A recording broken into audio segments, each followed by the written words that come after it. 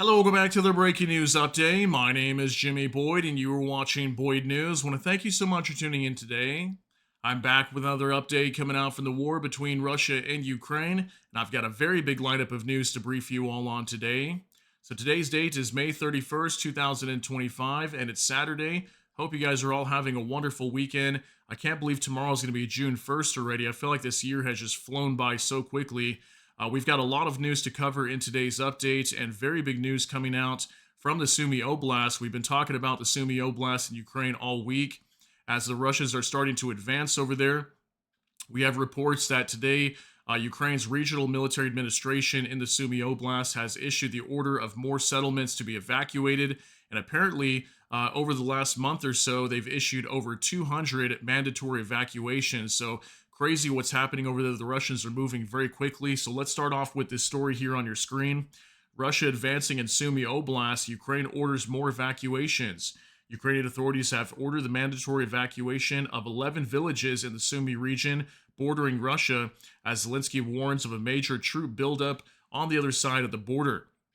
So yeah, we've been hearing for about a week or two now that Volodymyr Zelensky, the president of Ukraine, was warning that 50,000 Russian troops were stationed just over the border of the Sumy and Kharkiv Oblasts and are preparing for a massive offensive. So we're going to talk more about that. I'll show you guys a report coming out from the Sumy Oblast today. We also have a SITREP or situational report that was released by Oleksandr Syrsky, the commander of Ukraine's armed forces today. He's going to be giving us an update on how the front line is looking. We also have information that Poland is massively building fortifications along their border with Kaliningrad and Belarus right now. And we know they're creating what is called the Eastern Shield. They're preparing for a massive war with Russia, possibly even Belarus in the future. So I've got pictures coming out today of Poland massively building fortifications. Okay, so we're going to talk about lots of different things today in this update. So let's go ahead and jump right into this. We're going to hop on over here to Interfax Ukraine. This is a news agency out of Ukraine, and it says mandatory evacuation of residents of 11 more settlements announced in Sumy region. You can see the date today, May 31st, 2025, when it was released. And it says right here, mandatory evacuation of residents of 11 more settlements of Sumy district have been announced in Sumy region. The head of Sumy Regional Military Administration, Ole Huryov, reported, hopefully I'm pronouncing that right, probably butchering that. The decision was made in view of the constant threat to the lives of civilian population as a result of shelling of border communities. Huryov wrote on Facebook, the evacuation is being carried out from the settlements of Orobivka and Richkivka, rural community, Shtanivka, Voronivka, and Yashenka of the Bilopolia urban community, Symbolivka, Shkurativka of the Bianca urban community, as well as the other settlements of Korovne, Mykolaivka, Rudnivka, Spassky, Kapitanivka of the Mykolaivka rural community.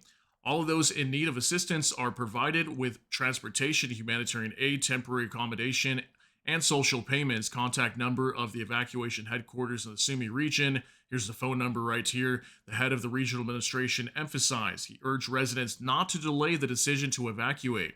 Staying in a zone of constant danger is a direct threat to your life and health, Uryov stressed.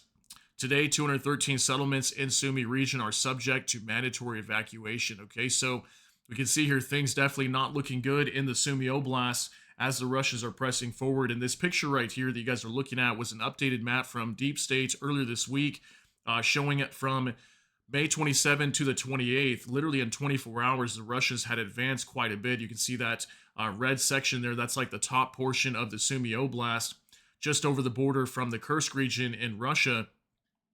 And the Russians went from taking over like 4 settlements to like at least 6 or 7 or more in just a matter of a couple days. So things not looking good in the Sumy Oblast. So let's go ahead and jump on over to X now. I'm going to show you guys some things over here.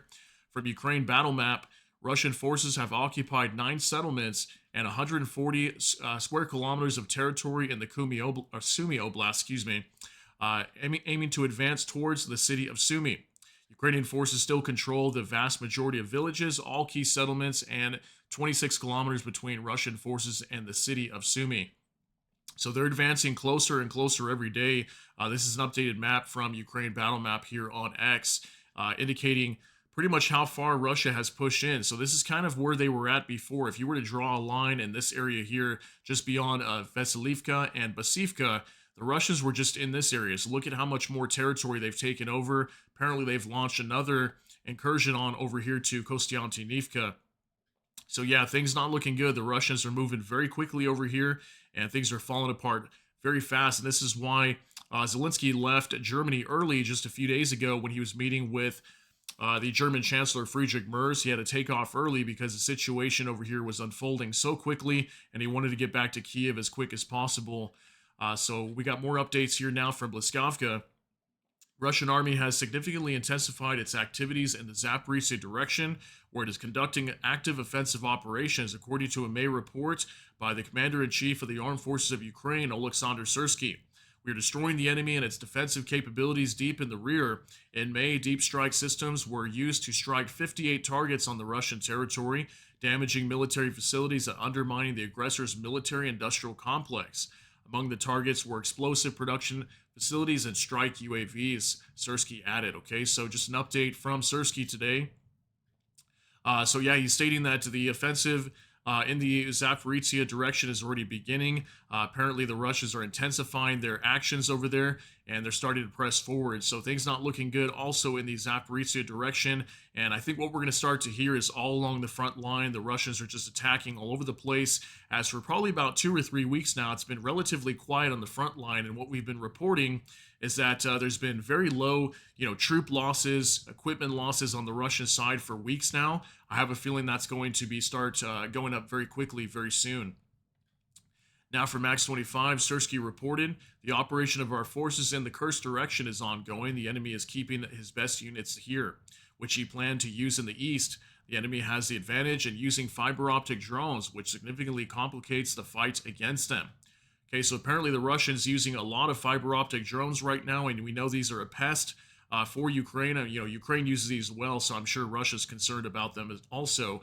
But the Russians have a lot of them and control the front line as well with these fiber optic drones. And these are very hard for Ukraine to bring down with electronic warfare systems. So apparently up in the Kursk direction, Ukrainian forces are still operating over there, okay? So that's just a little update to let you guys know Ukraine is not completely pulled out from the Kursk Oblast just yet. Now for Max 25, Russian troops occupied 18 settlements in a week. That is 200 square kilometers of Ukrainian land. Bild writes that the enemy is advancing in Donetsk, Kharkiv, and Sumy regions, okay? So this was coming out from Bild, which is a German magazine. They were reporting today the Russians took over 18 settlements in a week, 200 square kilometers of Ukrainian land.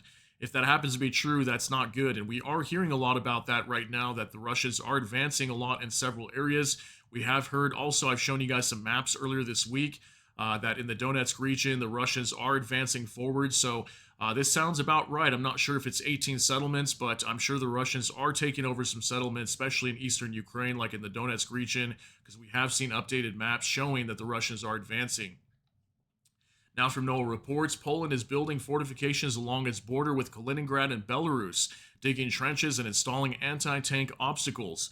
This is part of East Shield, a national defense initiative launched by the Polish government to fortify its eastern border. Okay, so we've got pictures coming out today showing the Polish military setting up barriers along their border. These are probably anti-tank obstacles to prevent tanks from attacking their territory. You can see more of these here set up. So they're setting these up all along the border with Belarus and Kaliningrad, okay?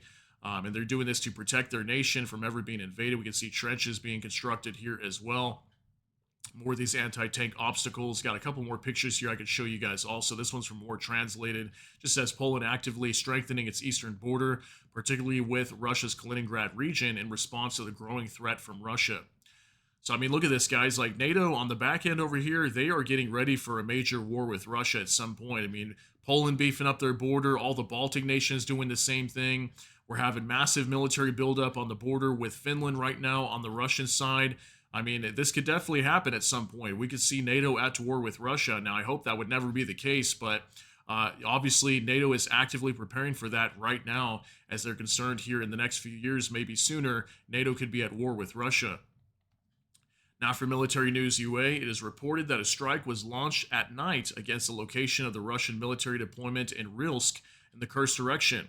Strikes and a large scale fire were recorded at a railway station near Elgov. Okay, so this is up in the Kursk region. Ukraine was carrying out some strikes over here. I think it was with drones, but it could be possible maybe some HIMARS was fired over here as well. But most of the reports I was seeing were mostly drone attacks. So take a look at this, guys. Да, здесь вот тоже полностью горит, выбито второе здание. И вот там еще лежит один не разорвавшийся зарядом. Вот он, ребята, светит. Третий. То есть один туда, другой сюда. По одному они влетели.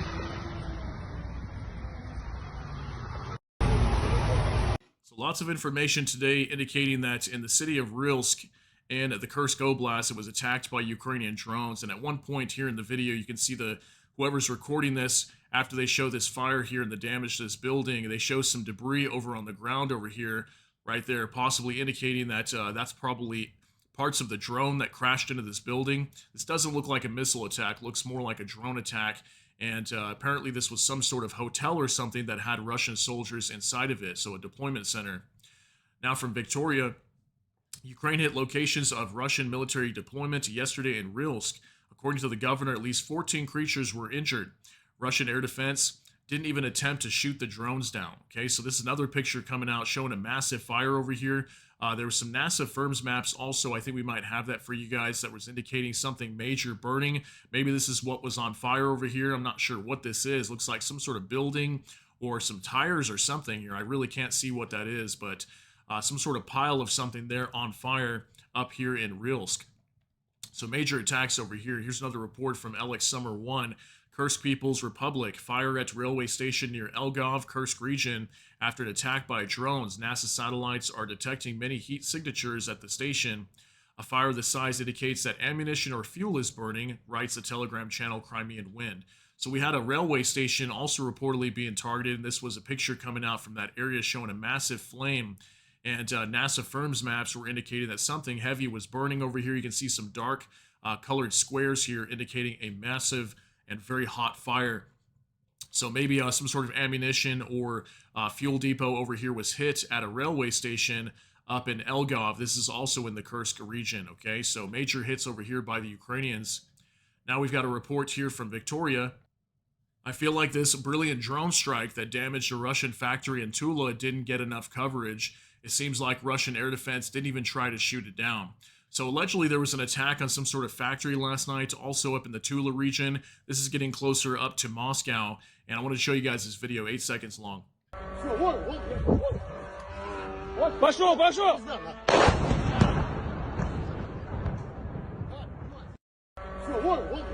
All right, so in this video we can see these men just walking outside. You can hear that drone coming in, crashing in directly on the top of this building. Now, I don't know exactly what this was that was hit. Was it connected to Russia's military, or was this just a drone crashing into maybe a residential high-rise building or some sort of hospital? It's really hard to tell what it is, but we did have this drone crashing into what could be some sort of factory in the Tula region, and we know that there is a lot of military factories in the Tula region. A lot of times, many of these drones are attacking Tula, so that's probably what it was. If I get more information, I'll let you guys know on that later.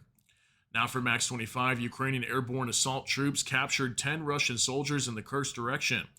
In the future, they may be used for exchange for Ukrainian soldiers. So new pictures coming out today showing more Russian soldiers that were captured, so 10 of them caught over here in the Kursk region. So if we're having 10 soldiers being captured in the Kursk region, this still indicates that the Ukrainians are over there as well, and this validates what Alexander Syrsky was stating today, that Ukrainian armed forces are still carrying out operations in the Kursk region. Okay, so Ukraine has not pulled out over there, and they've captured another 10 Russian soldiers according to these pictures today. Now for Max 25, the Russians again attacked Kharkiv with precision-guided bombs. This was a new video coming out from Kharkiv in northeastern Ukraine just yesterday, and they were hit by multiple guided aerial bombs. You can see all this smoke over here in the distance. Looks like at least 2 or 3 different strikes over here. So once again, the Russians attacking civilian infrastructure. Here's the damage right here from War Translated. Russia struck a village in the Kharkiv region with guided aerial bombs. Reports indicate casualties as well as destruction of private homes, administrative buildings, and businesses. So look at this, guys. I mean, again, more evidence that the Russians just continuously keep attacking civilian infrastructure in Ukraine. This was up in Kharkiv with these guided aerial bombs that were dropped. Lots of damage here. Looks like somebody was even injured in these strikes as well. Look at this home here just completely destroyed, and we've got a dog just walking around amongst all the rubble. Very sad information coming out from Kharkiv yesterday, also from now out of Zaporizhia. Max 25 reports the Russians hit a frontline village in Zaporizhia region with a KAB. That's a guided aerial bomb as well. 9-year-old girl killed, 16-year-old boy was injured. Absolutely insane, guys. I mean, these kind of reports coming out like this is just so sad to see. Innocent little kids just being harmed in these attacks, killed by these attacks. This looks like a home just completely leveled from a Russian guided aerial bomb that was dropped in the Zaporizhia region. Okay, this is in southern Ukraine, and this is where Sersky is reporting that the Russians are intensifying their assault actions right now. Okay, so things are going to get very crazy down in the south in the Zaporizhia region. We know the Russians are trying to take over the Zaporizhia Oblast right now. Now from Kharkiv, Russia's recently intensified attacks on Ukrainian food supplies, grain and potato storages in Cherniv, a farm in the Mykolaiv region, humanitarian aid storage in Kharkiv region, all in the past week, using hunger as a weapon. Classic Russia. So I want to say at least one or two of these we've reported. I think it could have been the farm in Mykolaiv region. We reported that just the other day, okay? These are different farms and like humanitarian aid storage shelters, anything connected to food inside of Ukraine. And for some reason, the Russians have been targeting these. You can see in this picture here too, lots of canned food. This was probably that humanitarian aid storage, and looks like a pallet right there as well. We've got boxes of food sitting right on top of it. And the Russians came over here and just completely leveled this building. Look at that massive hole here on the side of this structure here, destroying this whole aid warehouse. I mean, guys, this is insane what the Russians are doing, just destroying civilian infrastructure all over Ukraine. And now these farms are being destroyed and destroying Ukraine's food supply. Okay, so, the Russians clearly, I have to agree with Kate from Kharkiv stating that Russia's using hunger as a weapon here if they're directly going after all these, aid shelters and farms and whatnot. Absolutely nuts. Now for Max 25, UK identifies Russia as imminent and urgent threat in strategic defense review, according to The Guardian. The document is expected to be presented on June 2nd. In particular, China will be described not as an enemy, but as a difficult challenge ready to cooperate with Moscow. North Korea and Iran are described as regional disruptors. Okay, so this is interesting. New report today, new era of threat amid changing face of war. UK Defense Review to warn. Ministry of Defense document expected to highlight dangers posed by Russia and China and shortfall in UK troop numbers. So I wonder if now that they come out with this report and they're going to be labeling Russia as an imminent and urgent threat, I wonder if that's going to allow the UK to build up their military and their defensive capabilities, because we know Germany's doing that right now. I mean, Germany wants to be a major powerhouse in military in Europe. They're going to be boosting their military size more like 50% or more, I think doubling it actually. And maybe the UK is going to do the same thing, because we know the UK's their troop numbers have been falling off recently. I want to say they have somewhere around like 70,000 active troops last I heard. So they obviously want to boost that, and they're concerned about this threat with Russia. So I wonder if that's what we're going to see the UK here doing very soon, and boosting their defense spending as well. Now from Ukrainian Review, Western countries want to strengthen Kiev's position in negotiations with Moscow, says German Foreign Minister Wadapol. According to him, it was clear from the very beginning that the war would end through negotiations. The defeat of Russia with its nuclear weapons is impossible. Okay, so apparently, according to the German foreign minister, he's stating that Western countries want to strengthen Ukraine's position in these negotiations coming up this week. So I wonder how they're going to achieve that. And he believes that from the beginning of the war, that this would only end through negotiations, and Russia would not completely be defeated because they have nuclear weapons. You guys can let me know whether you agree with that. But we know that these negotiations coming up this week, are more than likely just going to be a sabotage operation by the Russians. They're going to try to blame Ukraine, that Ukraine doesn't want peace, and most likely they'll just demand a bunch of insane conditions to Ukraine that they know Ukraine will not accept. And I think things are going to get very wild next week. And we're probably going to see some sort of action coming from the U.S., whether that means they sanction Russia or they pull out from the negotiations, or maybe they pull out from helping Ukraine. We don't know what's really going to happen yet. But apparently, we've got some information here today from the foreign minister that the West wants to strengthen Ukraine's position during those talks. Now, for Max 25, U.S. may pressure Ukraine for new talks with Russia, according to Washington Post. Washington may insist on Ukraine's participation in the talks on June 2nd, even if Moscow does not announce its conditions for achieving peace in advance. Russia's actions have put Ukraine at a disadvantage, Washington Post notes. U.S. President Donald Trump has repeatedly been irritated by the delays in the talks, and U.S. officials have repeatedly threatened to withdraw from them. That is, this is a scenario that will ultimately be beneficial for Russia. Ukraine has little room for maneuver due to its constant dependence on U.S. military and intelligence assistance. Nevertheless, Kyiv does not want to start negotiations based solely on the conditions previously proposed by Russia, which Ukraine considers unacceptable. Here's a report today from the Washington Post. Next round of Russia-Ukraine talks uncertain as Moscow won't reveal terms, with Russia saying its terms for peace must remain secret until the talks begin. Ukraine won't confirm whether its delegation will even attend. Yeah, so we're hearing. I let you guys know yesterday with our update video for the Russia-Ukraine war that Ukraine was stating they were going to be there. Then there was reports coming out later in the day stating that Ukraine might not show up. So we don't really know if Ukraine is going to be there or not. And the main reason for that is they want Russia to present their peace memorandum to Ukraine and the U.S., possibly even Turkey as well, prior to meeting next week. Okay, they want Russia to do that, and Russia actually agreed to that. And then all of a sudden they came out and said, no, we're not going to do that. We're just going to present it at the peace talks next week in Istanbul on June 2nd on Monday. So who knows what's going to happen here. Looks like Ukraine might just not completely go to this event at all. And we might not see any peace talks happening next week. So let's see what happens here. Looks like something's going to change very soon. Now for Bliskovka, NATO is not even considering Russia's demands for a written commitment to not expand eastward. According to Radio Free Europe, Radio Liberty, a source from the outlet says that Russia will not receive such a document, as the right of countries to choose their allies is enshrined in international treaties.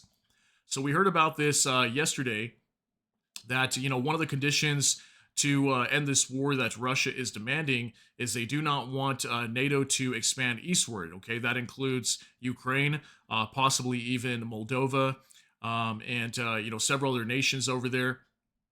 And we know that Russia does not want Ukraine into NATO, and this is what it's all about. And Russia states many times that that was a large reason why they invaded Ukraine to begin with, was Ukraine was seeking NATO membership. And Ukraine has come out multiple times stating they will never allow Russia to prevent them from getting into NATO, that it's their sovereign right to be able to join any organization that they want to. We know Ukraine wants to get into NATO, so it looks like NATO's not considering giving in to Russian demands at all. Now, for more translated, Lithuania doubts that the second round of negotiations between Ukraine and Russia will yield results. There was no genuine willingness to negotiate, and therefore no tangible outcomes related to a ceasefire. It's quite likely that this time will be no different, said Lithuanian Foreign Minister Kęstutis Budrys. Okay, so Lithuania believes that these next talks coming up next week will yield no results, okay? And that's what I believe as well. I think if anything, it'll probably just sabotage relations even more between Ukraine and Russia. And at some point, at least for right now, maybe Ukraine and Russia aren't going to be negotiating at all directly. As right now, lately, they have been engaged in direct talks, at least with one meeting so far in Istanbul. But we'll see if they happen to discuss things next week. But I have a feeling, again, I've mentioned so many times that this is going to be a sabotage operation by the Russians to pin the blame on Ukraine and say that Ukraine does not want peace, because they're actively setting that up right now, trying to shift the blame. So we'll see what happens. Now, from next to sanctions working, Rosneft's profits plummet nearly 60%. Russia's oil giant is feeling the pressure. Rising interest rates pushed loan costs up 1.8 times. Oil prices dropped by 9% and 11% depending on the grade. To stay afloat, Rosneft had to borrow 1 trillion rubles, 4 times more than last year.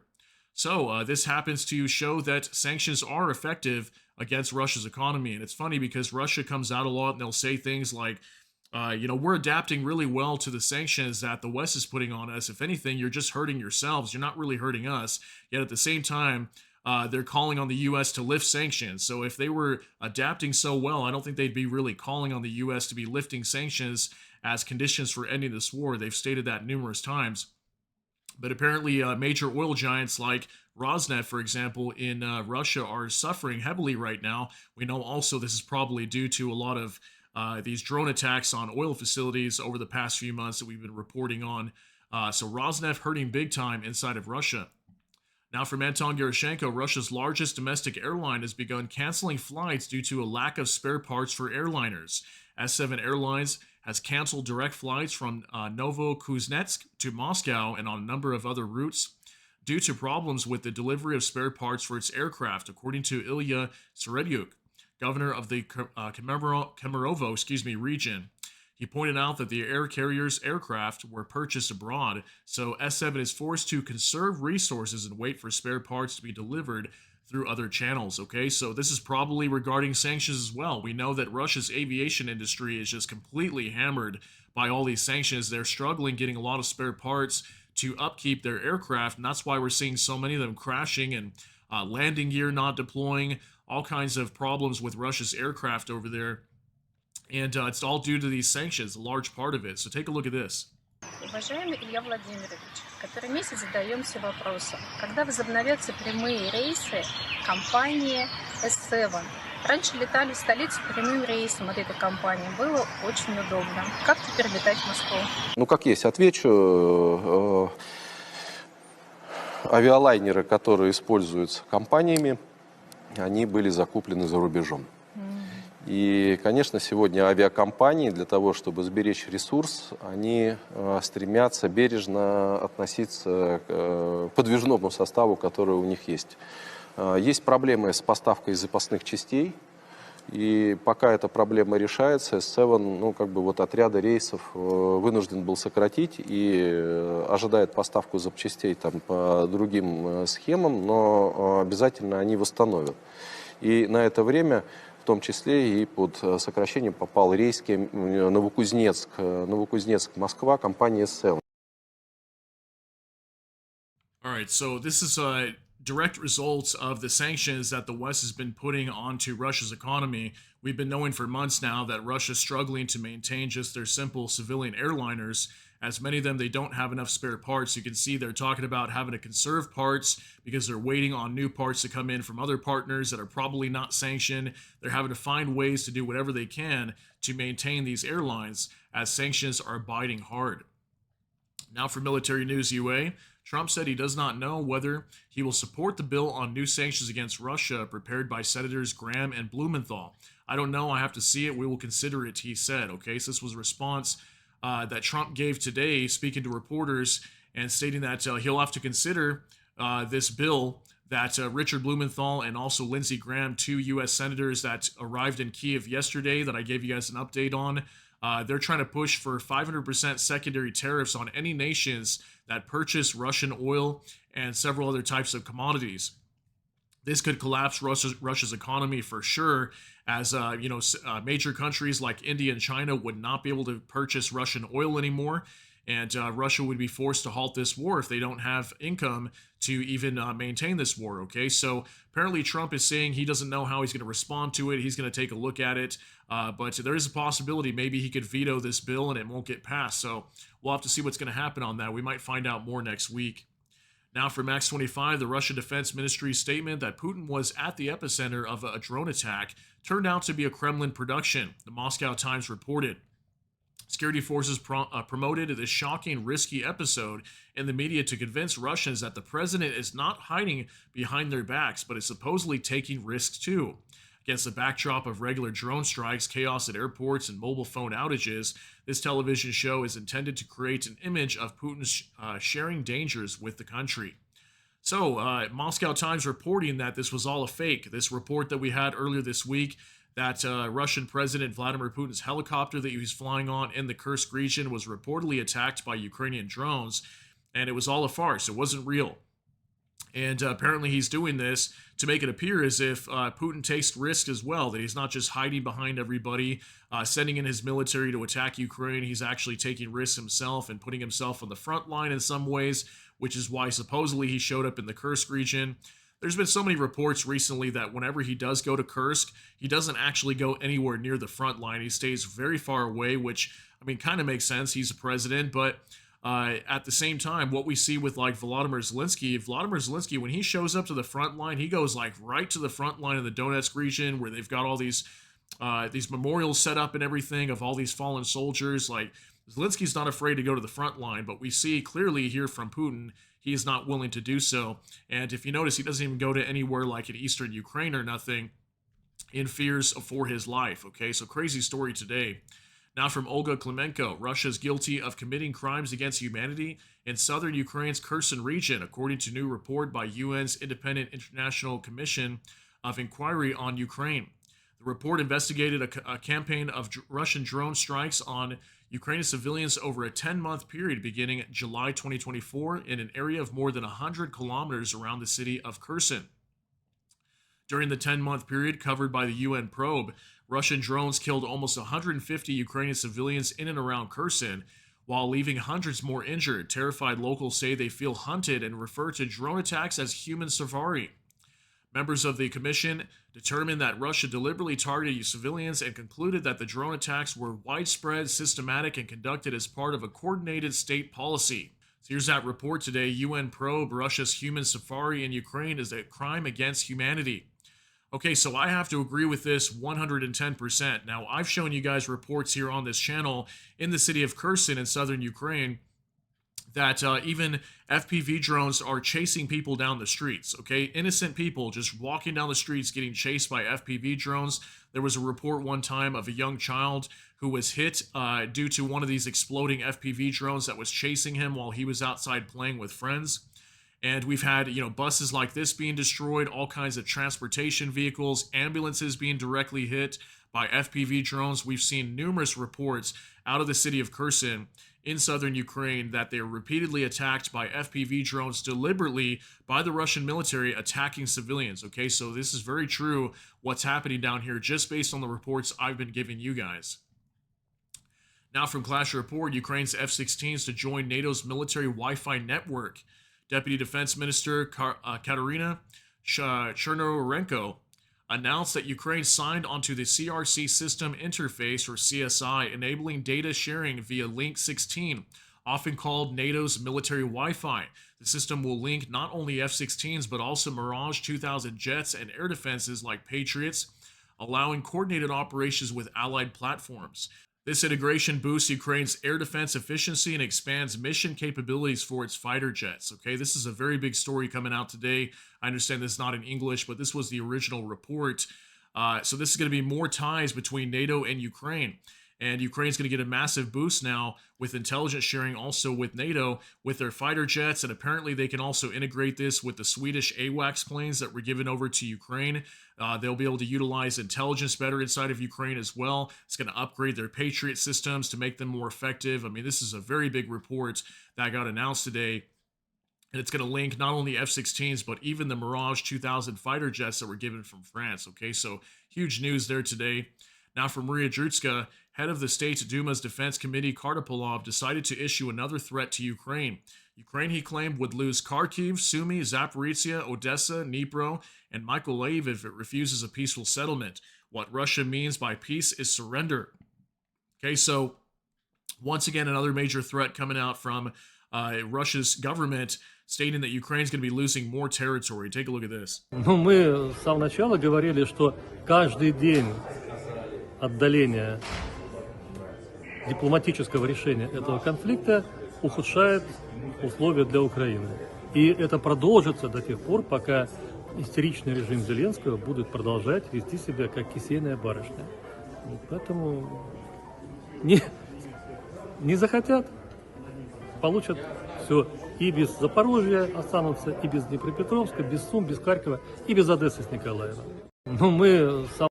Okay, so if Ukraine does not agree to a settlement here coming up this week that we know is going to heavily benefit Russia over Ukraine, this gentleman here is stating that Russia's going to continue their invasion into Ukraine and take over more territory, forcing the collapse of Ukraine, is basically what he's stating here. So in the end, Ukraine has to surrender to Russia no matter what, and this is more signs that Russia is not serious to end this war. I mean, how much more evidence do we have to show that here on this channel that Russia's not serious?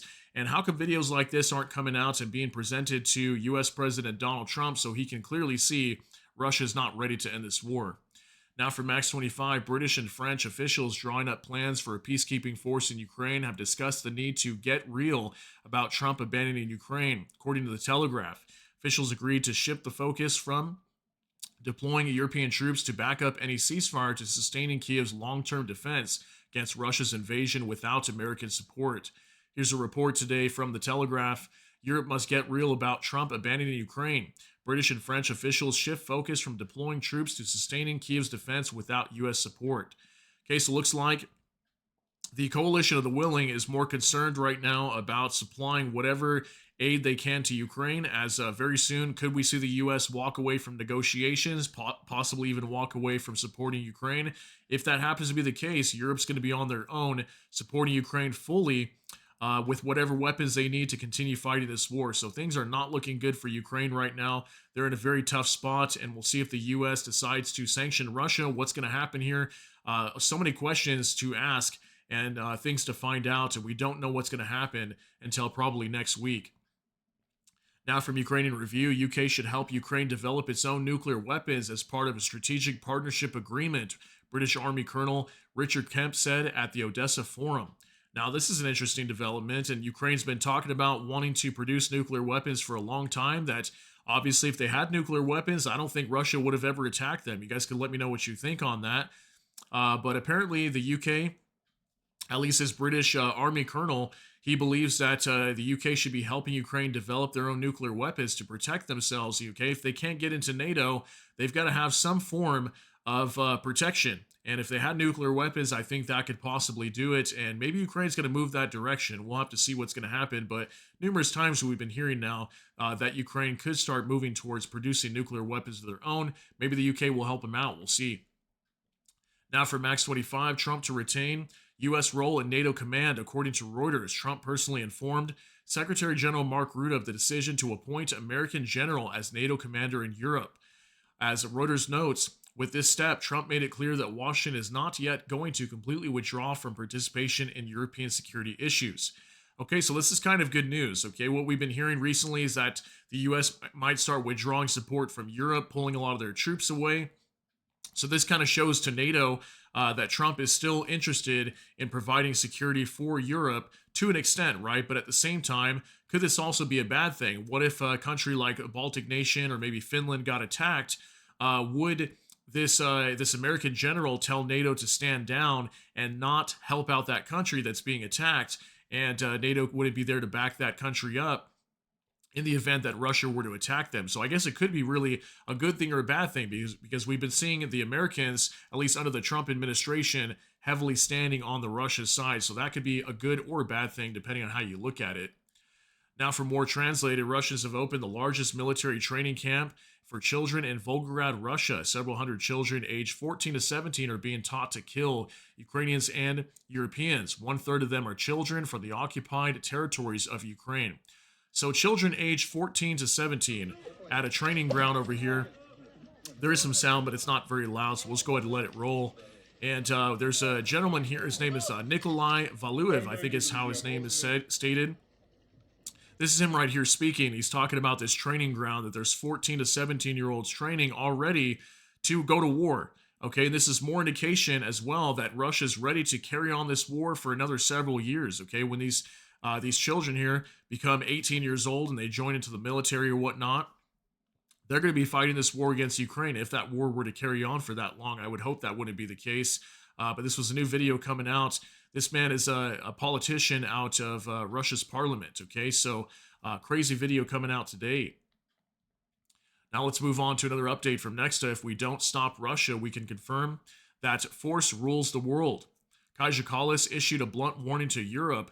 The war has been going on for over 3 years, and defending Ukraine isn't just about solidarity, it's about common security. If we don't, All we do is validate the claim that you can simply take your neighbor's territory by force. If we don't defend the law, we legitimize aggression, she said. So we had a fellow viewer yesterday talking about this in the comment section, and I agreed with that 110%. I mean, if Russia is not punished for their invasion of Ukraine, this tells so many other nations, let's say for example China, that it's okay for them to invade Taiwan, that it's okay for North Korea to attack South Korea, okay? And if anything, they'll be rewarded versus punished for doing so. So this just goes back to Donald Trump and his decisions to not want to sanction Russia right now and whatnot. We'll see if the U.S. actually does that soon and if Trump actually allows these sanctions to go through. But for the most part, what we've been seeing from Trump is he's been protecting Vladimir Putin in this fight to allow him to gain more time, build up his forces, attack Ukraine. Now these offensives are picking up inside of Ukraine, so it's not looking good over there. And this was what Kaja Kallis said today. Now for Bliskovka, last night Russia attacked with 114 airstrikes, 107 attack UAVs of the Shahed type and various types of imitator drones, 2 jet attack UAVs of unspecified type, 2 anti-aircraft guided missiles S-300s, 3 guided aircraft missiles X-59, X-69. Air Defense Forces of Ukraine destroyed 69 Russian UAVs and 3 X-59-69 guided missiles. Another 42 UAVs were shot down by firepower and 30 were locally lost or suppressed by electronic warfare. Okay, so 114 munitions going into Ukraine last night, missiles and drones. 170 of these were attack UAVs. So right about what we've been seeing recently, usually around 100 drones or so going into Ukraine. Looks like they brought down a good majority of these once again, according to that information. Now from Kyiv Independent, these are the indicative estimates of Russia's combat losses as of May 31st, according to the Armed Forces of Ukraine. In our final update of the day, Russia's losses as of May 31st, 1,250 troops, 5 AFVs, 109 vehicles and fuel tanks, 2 tanks, 54 artillery systems, 145 UAVs, 2 MLRS, 1 anti-aircraft warfare system. Okay, so still about average amount of losses here. Troop numbers up a little bit more. We've been seeing more closer to 1,000, now boosting up to 1,250. And vehicles, fuel tanks, still about the same. AFVs and tanks, we've been seeing less than 5 for each of those for about a week now. Artillery systems up a little bit higher. We've been seeing about 30 on average. Looks like we had some MLRS launchers, that were destroyed, and 1 anti-aircraft warfare system also hit over the last 24 hours. So about average for the most part in terms of Russian losses, guys. I want to thank you very much for being here for this update. We're going to go ahead and continue to monitor what happens across the front line because things are unfolding very quickly as it looks like the Russians are beginning their major offensive that was supposed to be beginning this summer. So again, thank you so much for tuning in, guys. Let me know what you think about all these details down below in the comment section. That's going to be it for today's update. If you got something out of this, please smash that like button. Also, if you enjoy my content, please consider subscribing down below. Hit the notification bell. That way YouTube can notify you. And with that, hope you all have a great day. Everybody take care and God bless. And we'll see you in the next one.